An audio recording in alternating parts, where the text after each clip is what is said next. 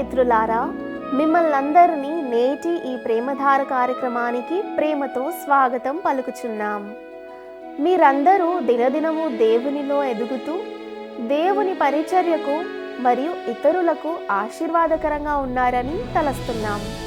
నేటి ఈ కార్యక్రమంలో ప్రధాన యాజకుడు ధరించబోయే పవిత్ర వస్త్రాలను గూర్చి మరియు సంపూర్ణంగా నిర్మించబడిన ప్రత్యక్ష గుడారం, దేవుని మహిమ అనగా షెకీనా మహిమతో నిండిన వైనాన్ని గూర్చిన వివరాలను తెలుసుకుందామా?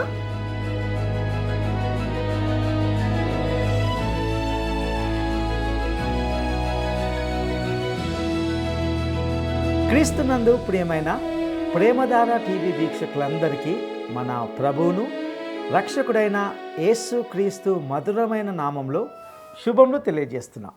కొన్ని రోజులుగా మనము నిర్గమకాండము గ్రంథమును ధ్యానిస్తూ వస్తున్నాం. నేటితో మనము ఈ నిర్గమకాండము అధ్యయనాలను ముగించుకుంటాం. అయితే ఇప్పటికే విశ్వాసులుగా ఈ గ్రంథము నుండి మనం అనేకమైన ఆధ్యాత్మిక సత్యాలను నేర్చుకున్నాం. ఇక ఈనాటి పాఠంలో నిర్గమకాండము గ్రంథం యొక్క చివరి అధ్యాయాలు అనగా 39, 40 అధ్యాయాలను ధ్యానించుకోబోతున్నాం. 39వ అధ్యాయంలో ముఖ్యంగా ప్రధాన యాజకుని పరిశుద్ధ వస్త్రములను గూర్చిన వివరాలను గమనిస్తాం. అహరోను ప్రధాన యాజకుడిగా ఉండేవాడు. అతను ధరించిన వస్త్రాలన్నీ కూడా క్రీస్తు యొక్క వ్యక్తిత్వాన్ని సూచించేవిగా ఉంటున్నాయి.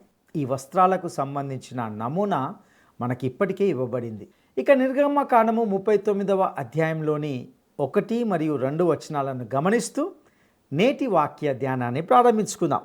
యెహోవా మోషేకు ఆజ్ఞాపించినట్టు పరిశుద్ధ స్థలములో అహరోను చేయు సేవ నిమిత్తము నీల ధూమ్ర రక్తవర్ణములు గల సేవా వస్త్రములను అనగా ప్రతిష్ఠిత వస్త్రములను కుట్టిరి.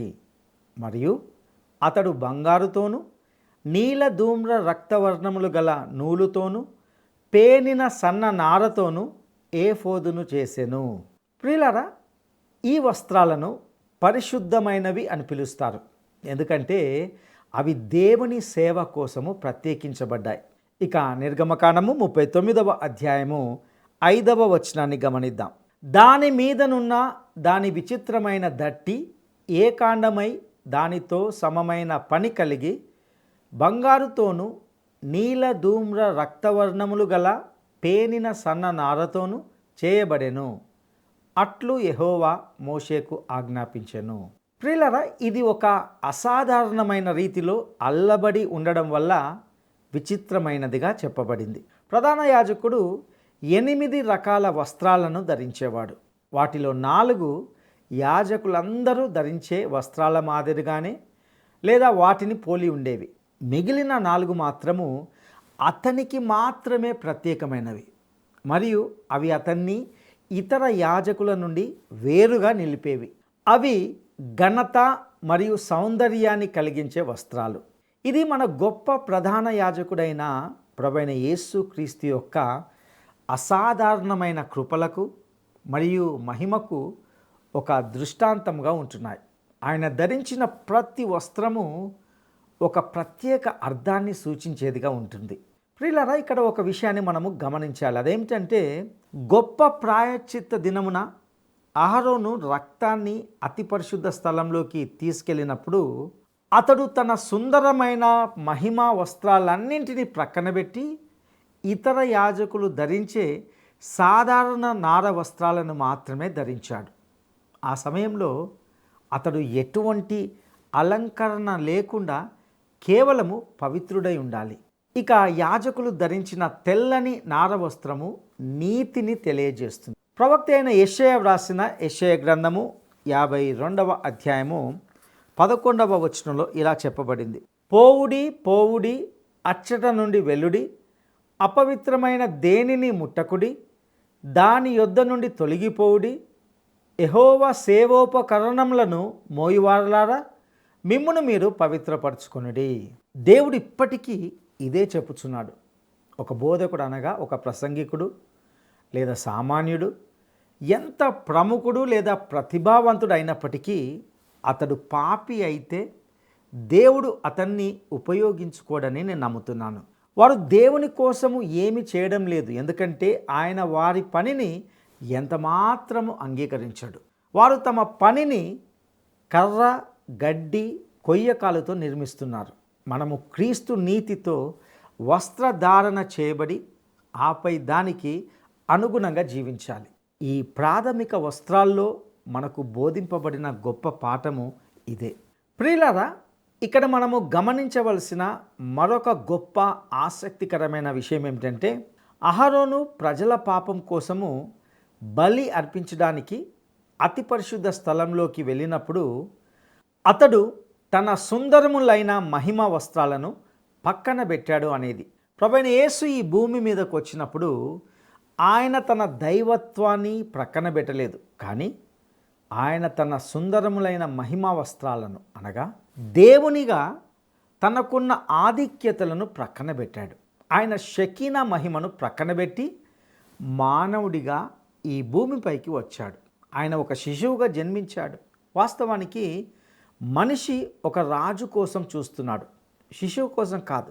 అప్పుడు ఆయన పాపం కోసము తనను తాను బలిగా అర్పించుకున్నాడు. ఆయన తన శరీరంలో అనగా మానవత్వంలో మరణించాడు. శిలువ మీద దేవుడు మరణించాడు అని చెప్పడము పూర్తిగా ఖచ్చితమైనది కాదు. వారు మరణం అని అర్థం చేసుకోవడం ఏమిటో నేను ఆశ్చర్యపోతున్నాను. వాస్తవానికి యేసు క్రీస్తు శిలువపై మరణించినప్పుడు ఆయన దేవుని నుండి వేరు చేయబడ్డాడు అని అర్థం. అది నిజం కూడా. 2 కొరింథీ పత్రిక 5వ అధ్యాయము 21వ వచనంలో చెప్పబడిన రీతిగా పాపం మెరుగని క్రీస్తు మన కోసము పాపంగా చేయబడినప్పుడు దైవత్వంలో ఒక విభజన ఏర్పడిందన్నది వాస్తవం. అయితే కొరింథీలకు రాసిన 2వ పత్రిక 5వ అధ్యాయము 19వ వచనంలో చెప్పబడినట్లుగా ఖచ్చితంగా ఆ క్షణంలో కూడా దేవుడు క్రీస్తులో ఉండి ఈ లోకమును తనతో సమాధానపరుచుకున్నాడు. ప్రియ స్నేహితులారా, ఇది నేను ఛేదించలేని ఒక రహస్యం. నేను అనేక మంది బైబిల్ పండితుల రచనలను చదివాను, వారు కూడా దీనిని ఛేదించలేకపోయారని గ్రహించాను. ఈ సుందరములైన మహిమా వస్త్రాలు నిజంగా మనోహరంగా ఉండేవి. ప్రధాన యాజకుడు సమృద్ధిగా అలంకరించబడి మరియు సుందరమైన రంగులతో నింపబడిన వాడుగా ఉండేవాడు. అతడు ఏఫోదును ధరించాడు. దానిపై 2 రత్నములు ఉండేవి, ఒక్కో భుజంపై ఒకటి, ఒక రాయిపై 6 గోత్రాల పేర్లు మరియు మరొక దానిపై 6 పేర్లు చెక్కబడి ఉండేవి. ఇది గొర్రెల యొక్క గొప్ప కాపరి అయిన మన ప్రభు యొక్క బలమును మరియు ఆయన సామర్థ్యాన్ని తెలియజేస్తుంది. ఒక గొర్రె తప్పిపోయినప్పుడు మన గొప్ప రక్షకుడు దానిని కనుగొని దానిని తన భుజాలపై ఎత్తుకొని తిరిగి తీసుకొని వస్తాడు. మనలను తన భుజాలపై ఎత్తుకొని సురక్షితంగా మందలోకి తిరిగి తీసుకుని వచ్చే ఒక కాపరి మనకున్నందున దేవునికి నిజంగా కృతజ్ఞతలు. హెబ్రీయులకు రాసిన పత్రిక 7వ అధ్యాయము 25వ వచనంలో చెప్పబడినట్లుగా వారిని సంపూర్ణముగా రక్షించుటకు శక్తిమంతుడై ఉన్నాడు. ఆయన ద్వారా దేవుని వద్దకు వచ్చే వారిని అందరినీ ఆయన పూర్తిగా రక్షించగలడు. ప్రియులారా, ప్రధాన యాజకుడు ఒక రకమైనటువంటి కంచు వంటి పతకమును కూడా ధరించేవాడు. దానిపై 12 రత్నములు ఉండేవి మరియు అది నిజంగా గొప్ప సౌందర్యం కలిగినది. బహుశా దానిలో ఊరీము మరియు తుమ్మీము ఉంచబడిన ఒక రకమైన సంచి ఉండేది. ఊరీము మరియు తుమ్మీము అనేవి భవిష్య సూచనతో సంబంధం కలిగి ఉండేది. అది ఎలా పనిచేసిందో మనకు చెప్పబడలేదు. పతకముపై ఉన్న అందమైన రత్నములు క్రీస్తు నేడు మనలను తన హృదయంపై మోస్తున్నాడనే వాస్తవాన్ని తెలియజేస్తాయి. ఆయన మనలను ప్రేమిస్తున్నాడు. యోహాను సువార్త 3వ అధ్యాయము 16వ వచనంలో చెప్పబడింది ఇదే. దేవుడు లోకమును ఎంతో ప్రేమించెను కాగా ఆయన తన అద్వితీయ కుమారునిగా పుట్టినవాని యందు విశ్వాసముంచు ప్రతివాడును నశింపక నిత్య జీవము పొందునట్లు ఆయనను అనుగ్రహించెను. ఈ రత్నములు మన పట్ల ఆయన కలిగి ఉన్న గొప్ప ప్రేమను చిత్రీకరిస్తాయి. ఇక ఏఫోదు పైనున్న వస్త్రంపై బంగారు గంటలు మరియు దానిమ్మ పండ్లు ఉండేవి. తద్వారా ప్రధాన యాజకుడు సేవ చేస్తున్నప్పుడు అతడు పరిశుద్ధ స్థలంలోకి వెళ్ళేటప్పుడు ఆ గంటలు మోగడం వినబడేది. దానిమ్మ పండ్లు విశ్వాసి యొక్క ఫలవంతమైన జీవితాన్ని తెలియజేస్తాయి. గంటలు ఆ జీవితం యొక్క సాక్ష్యాన్ని తెలియజేస్తాయి. ప్రియులారా, యాజకుడు పరిశుద్ధ స్థలంలో ఉన్నప్పుడు ఇశ్రాయేలు ప్రజలు అతడు అక్కడ ఆరాధన స్థలంలో మా కోసము సేవ చేస్తున్నాడు, మేము గంటలు వినగలిగినందుకు అతడు అక్కడ ఉన్నాడని మాకు తెలుసు అని చెప్పగలిగేవారు. ప్రియ స్నేహితుడా, ఆరాధన మనకు ఈ విధంగా అర్థవంతంగా ఉండాలి. మన ప్రధాన యాజకుడు దేవుని సముఖంలో మనకు ప్రాతినిధ్యం వహిస్తున్నాడు. ఇది మనలను క్రీస్తు యొక్క వ్యక్తిత్వం వైపు ఆకర్షించాలి. చాలా సంవత్సరాల క్రితము ఒకానొక సంఘంలో ఒక పెద్ద ఆయన తన సంఘ కాపరికి గొప్ప ప్రోత్సాహాన్ని ఇస్తుండేవాడు. ఆయన దేవుని యొక్క అద్భుతమైన వ్యక్తిగా ఉండేవాడు. ఆయన ఆదివారం ఉదయము తన సంఘ కాపరి దగ్గరికి వచ్చి, ఈరోజు నువ్వు చక్కటి ప్రసంగాన్ని అందించావు అని అనేవాడు. నిజం చెప్పాలంటే ఆ రోజుల్లో ఆ కాపరి ఆశించిన స్థాయిలో తన ప్రసంగాన్ని ప్రసంగించలేకపోయేవాడు. కొన్ని నాసి రకమైన ప్రసంగాలు చేశాడు. కానీ ఆ తర్వాత ఆయన చెప్పిన విషయం ఏమిటంటే, ఆ సంఘములోని పెద్ద ఆయన పరిశుద్ధ గ్రంథము నుండి నేర్చుకోవాలనే స్వభావం కలిగిన వాడు అయినందున దేవుని వాక్య ప్రకటన ద్వారా అతడు క్రీస్తు సముఖంలోకి రాగలిగాడు అని చెప్పాడు. ప్రియులారా, ప్రధాన యాజకుని గంటలు వినడం ఒక అద్భుతమైన అనుభవం అని చెప్పాలి. యాజకుని వస్త్రాలు ఎంతో అద్భుతమైన చిత్రాన్ని ఇస్తున్నాయి. అతని తలపై ఉన్న పరిశుద్ధ కిరీట భూషణము యెహోవా పరిశుద్ధుడు అని చెప్తుంది. ఇది పవిత్రతను మరియు అంతరంగిక జీవితాన్ని సూచిస్తుంది. అయితే ప్రధాన యాజకుడు పరిచర్య కార్యానికి పూర్తిగా అంకితమయ్యాడన్నదే ఇందులో ముఖ్యమైన విషయం. పరిశుద్ధమైనది అంటే దేవుని వినియోగం కోసము ప్రత్యేకించబడింది అని అర్థం.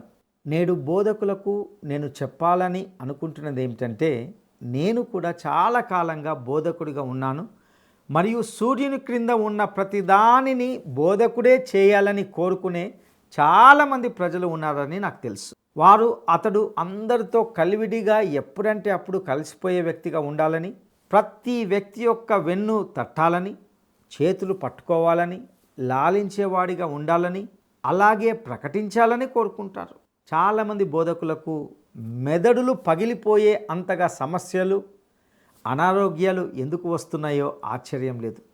చాలామంది బోధకులు క్రీస్తులో శిశువులుగా ఉన్న చాలామందికి దాదులుగా ఉంటున్నారు. వారు ఎప్పుడు వారి చుట్టూనే ఉంటూ మళ్ళీ మళ్ళీ వారికి తినిపిస్తూ బుజ్జగిస్తూ ఉంటారు. నేడు ప్రసంగ వేదికపై నిలిచే బోధకుడు యెహోవా పరిశుద్ధుడు అనే కిరీటాన్ని ధరించగలగాలి. అంటే అతడు ఒక సందేశాన్ని సిద్ధం చేయడానికి సమయం ఉండాలి. ప్రార్థనలో దేవుని ముందు గడపడానికి అతనికి సమయం ఉండాలి. శనివారం రాత్రి కూడా బోధకుడిని అనగా కాపరిని తమ గృహాలకు ఆహ్వానించే వ్యక్తుల సంఖ్య చూస్తే ఆశ్చర్యం కలగక మానదు. వాస్తవానికి అది అతని ధ్యాన సమయం మరియు దేవుని సందేశం కొరకు సిద్ధపడే సన్నాహక దినం. ఒకసారి ఒక చక్కటి దైవ భయము కలిగిన సంఘ పెద్ద శనివారం రోజు తనను దర్శించడానికి వచ్చిన తన కాపరితో ఇలా అన్నాడు, అయ్యగారు, మీరు నన్ను కలవడానికి వచ్చినందుకు నేను కృతజ్ఞుడను. కానీ నీవు ఏమి చేయాలని కోరుకుంటున్నానో నీకు చెప్తాను. నన్ను సందర్శించడానికి బదులుగా రేపటి రోజు అనగా ఆదివారం కొరకు చక్కటి శక్తివంతమైన సందేశాన్ని సిద్ధం చేయడానికి నీవు సమయం కేటాయించాలని నేను కోరుకుంటున్నాను. మానసికంగా ఆధ్యాత్మికంగా ఈ వారమంతయు నేను అలసిపోయి నిరుత్సాహపడిన స్థితిలో ఉంటాను. నేను ఆదివారం చర్చికి వచ్చినప్పుడు మీ ద్వారా దేవుని నుండి వచ్చే ఒక చక్కటి సందేశాన్ని వినాలని నేను కోరుకుంటున్నాను. నాకు సహాయం అవసరము మరియు నేను ఆదివారం ఉదయము మరియు సాయంత్రము పరలోకం నుండి వినగలిగేలా నీవు శనివారం చక్కటి సందేశాన్ని సిద్ధం చేస్తావని నేను ఆశిస్తున్నాను అని ఆ బోధకునితో అన్నాడు. ప్రియులారా, ఈ మాటలు సేవకులకు కొంత కష్టంగా అనిపించవచ్చు, కానీ అతడు అలా చెప్పడానికి హక్కు ఉందని నేను భావిస్తున్నాను. నా ప్రియ స్నేహితుడా, బోధకులుగా యెహోవా పరిశుద్ధుడు అనే కిరీటాన్ని ధరించాలనే వాస్తవాన్ని మనము గుర్తించాలి. అది లేకుండా ప్రభువు కోసం చేసే మన పరిచర్య అంతగా ప్రభావవంతంగా ఉండదు. ఇక ఇప్పుడు మనము నిర్గమకాండము 40వ అధ్యాయంలోకి వస్తున్నాం. ఈ 40వ అధ్యాయంలో ముఖ్యంగా గుడారము నిర్మించబడి షకీనా మహిమతో నింపబడుటను గురించి మనం గమనిస్తాం. ఈ చివరిదైన 40వ అధ్యాయంలో ప్రత్యక్ష గుడారము ఏర్పాటు చేయబడింది. మనం ఇప్పటికే ప్రత్యక్ష గుడారంలోని ప్రతి వస్తువు, సామాగ్రి మరియు యాజకుని వస్త్రాలతో వ్యవహరించినందున నేను ఒక్క విషయాన్ని మాత్రమే పరిశీలించాలని అనుకుంటున్నాను. మోషే ఇశ్రాయేలు పాలెములో గుడారంను ఏర్పాటు చేసినప్పుడు ఒక ఆశ్చర్యకరమైన విషయం జరిగింది. దానిని నిర్గమకాండము 40వ అధ్యాయము 34వ వచనం నుండి 38వ వచనం వరకు గమనిద్దాం. అప్పుడు మేఘము ప్రత్యక్షపు గుడారమును కమ్మగా యెహోవా తేజస్సు మందిరమును నింపెను. ఆ మేఘము మందిరం మీద నిల్చుట చేత మందిరము యెహోవా తేజస్సుతో నిండెను గనుక మోషే ప్రత్యక్షపు గుడారములోనికి వెళ్ళలేకుండెను. మేఘము మందిరం మీద నుండి పైకి వెళ్ళినప్పుడెల్లను ఇశ్రాయేలీయులు ప్రయాణమైపోయిరి. ఇదే వారి ప్రయాణ పద్ధతి. ఆ మేఘము పైకి వెళ్ళని ఎడల అది వెళ్ళు దినము వరకు వారు ప్రయాణము చేయకుండిరి. ఇశ్రాయేలీయులందరి కన్నుల ఎదుట పగటి వేళ యెహోవా మేఘము మందిరం మీద ఉండెను, రాత్రి వేళ అగ్ని దాని మీద ఉండెను. వారి సమస్త ప్రయాణములలో ఈలాగుననే జరిగెను. అపోస్తులైన పౌలు రోమీలకు రాసిన పత్రికలో ఇశ్రాయేలీయులను గుర్తించడానికి ప్రయత్నించినప్పుడు వారిని ఇతర ప్రజల నుండి వేరు చేసే అనేక విషయాలను అతడు లెక్కించాడు. అందులో ఒకటి షకీనా మహిమ. ఈ విషయాన్ని మనము రోమా పత్రిక 9వ అధ్యాయము 4వ వచనంలో గమనిస్తాం. ఇశ్రాయేలీయులు మాత్రమే దేవుని మహిమను అనగా దృష్టించగలిగిన దేవుని సన్నిధిని కలిగి ఉన్న ఏకైక ప్రజలు. ఈ మహిమే వారిని గొప్ప మరియు భయంకరమైన అరణ్యం గుండా నడిపించింది. వారు ఒకవేళ ఆ రోజు ప్రయాణించవలసి ఉంటే ఉదయం మేఘం ఎత్తబడేది. అది ఎత్తబడకపోతే ఇశ్రాయేలీయులు శిబిరంలోనే ఉండేవారు. ఆ రోజు వారు కదలడానికి ప్రయత్నించలేదు. వారు తమ స్వంత జ్ఞానము లేదా వివేకంతో ఎప్పుడూ కదలలేదు. వారు కదలాలా వద్దా అని ఓటు వేయలేదు మరియు మోషే నిర్ణయం తీసుకోలేదు. ఆ నిర్ణయము మేఘమే తీసుకుంది.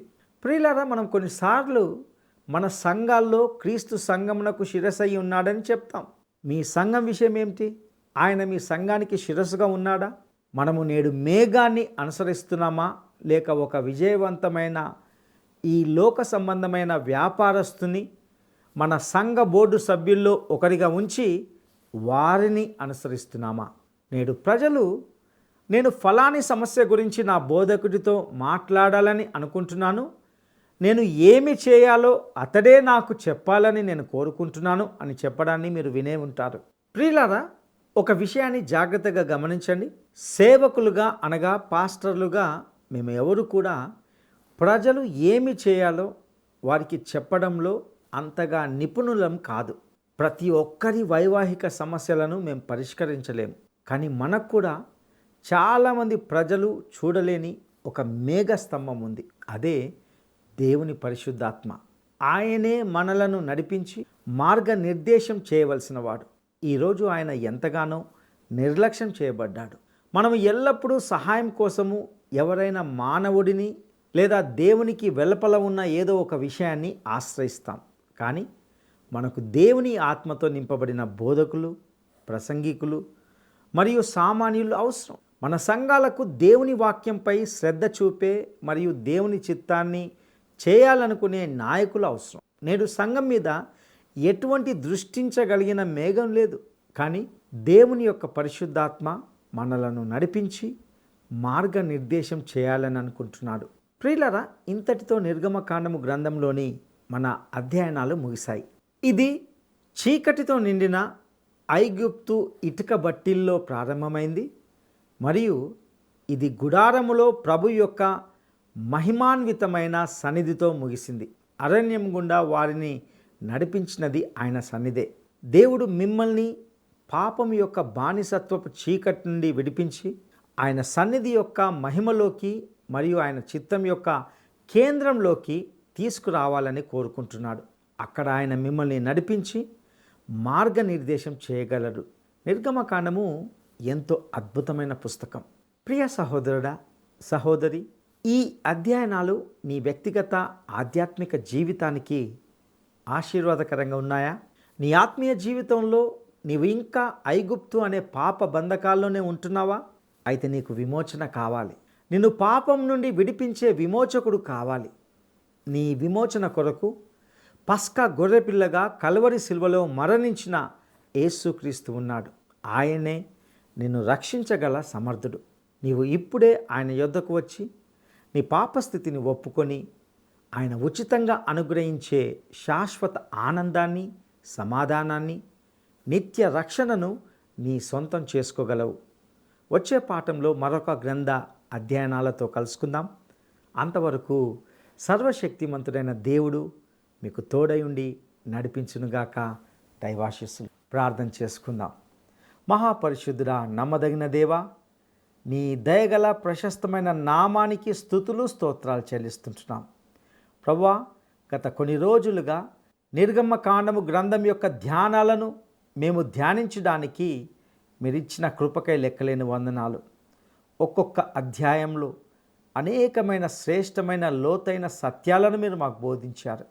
ముఖ్యంగా ప్రభువా, క్రీస్తు యొక్క వ్యక్తిత్వాన్ని, ఆయన చేసిన పనిని, కార్యాన్ని ప్రత్యక్ష గుడారం రూపంలో, అందులోని సామాగ్రి రూపంలో ఎన్నో విలువైన సత్యాలను బోధించారు. మీకు స్తుతులు స్తోత్రాలు చెల్లిస్తుంటున్నాం.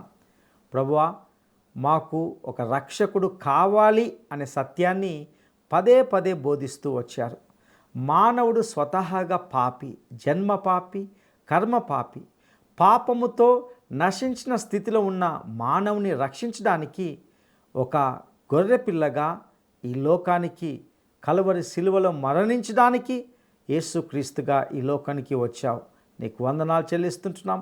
ప్రత్యేకించి కల్వరి శిలువలో మా కొరకు మరణించి సమాధి చేయబడి నీ అమూల్యమైన రక్తాన్ని కార్చి పాపిని రక్షించడానికి మీరు చేసిన మార్గానికే నీకు వందనాలు చెల్లిస్తుంటున్నాం.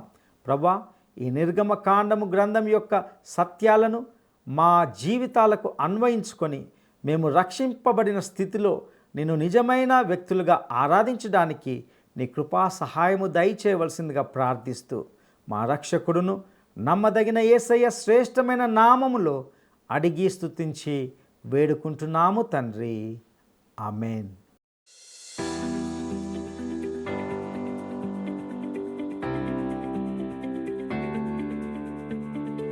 ప్రధాన యాజకుని కిరీటంపై ఏమని వ్రాయబడింది? ప్రధాన యాజకుని కిరీటంపై ఏమని వ్రాయబడింది? 1. యెహోవా భీకరుడు. 2. యెహోవా పరిశుద్ధుడు. 3. యెహోవా రాజు. ఈ ప్రశ్నకు సరైన జవాబును ఈ వాట్సాప్ నంబర్కు పంపండి.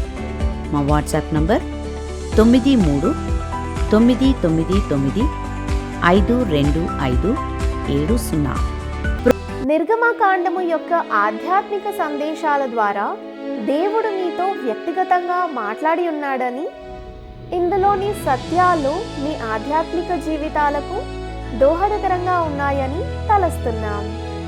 ఈ గ్రంథ అధ్యయనాల ద్వారా మీరు పొందుకున్న మేలులను మరియు మీ అభిప్రాయాలు, సందేహాలు, ప్రార్థన మనవులు మాతో పంచుకుంటారు కదూ. ఈ స్క్రీన్ మీద ఉన్న ఫోన్ నంబర్ ద్వారా మమ్మల్ని సంప్రదించగలరు. మేము మీ కొరకు క్రమంగా ప్రార్థిస్తున్నాం. సర్వశక్తిమంతుడైన దేవుడు మీకు తోడై ఉండునుగాక. స్తుతించెదాని నామం దేవా అనుదినం. స్తుతించెదాని నామం దేవా అనుదినం. దయతో కాపాడినావు,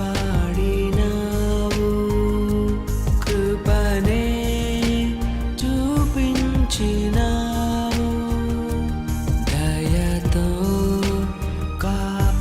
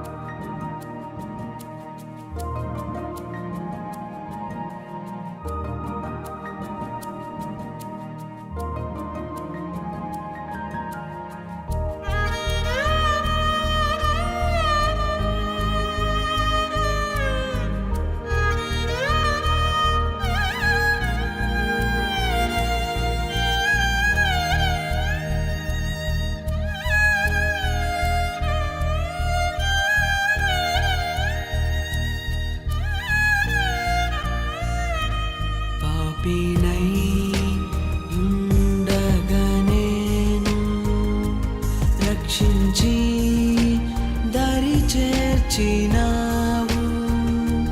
పాపినై ఉండగా నేను రక్షించి దరి చేర్చినావు.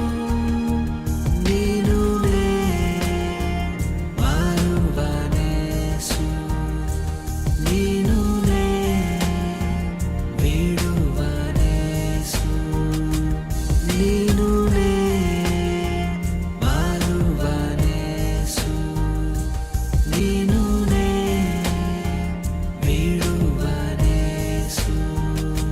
స్తుతించెదాని నామం దేవా అనుదినం. సిలువే నాకు శరణం, నీవే నాకు మార్గం. సిలువే నాకు శరణం, నీవే నాకు మార్గం.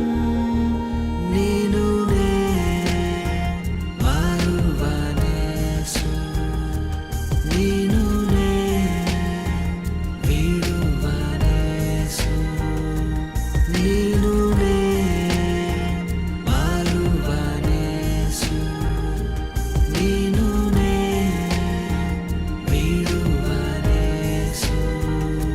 స్తుతించెదాని నామం దేవా అనుదినం. ఈ కార్యక్రమం మీకు నచ్చిందా? అయితే వెంటనే మిస్డ్ కాల్ ఇవ్వండి. బహుమతి పొందే విజేత మీరే కావచ్చు.